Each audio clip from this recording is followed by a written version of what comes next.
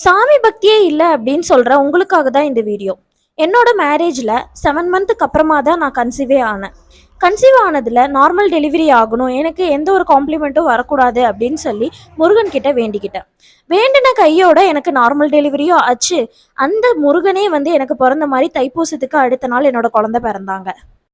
வேண்டுதலை நிறைவேற்ற திருச்செந்தூர் போகலாம் அப்படின்னு சொல்லி கிளம்புற டைம்ல தான் என்னோட ஹஸ்பண்ட் ஓம் ஸ்பிரிச்சுவல் அப்படிங்கிற ஷாப்ல இருந்து இந்த ஒரு முருகன் சிலையை எனக்கு வாங்கி கொடுத்தாரு.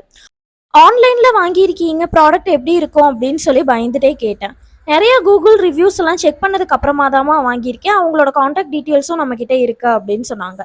இந்த முருகனோட சிலை உங்களுக்கு வேணும் அப்படின்னு நினைச்சீங்க அப்படின்னா கமெண்ட்ல லிங்க்னு டைப் பண்ணுங்க, நான் உங்களுக்கு ஷேர் பண்றேன்.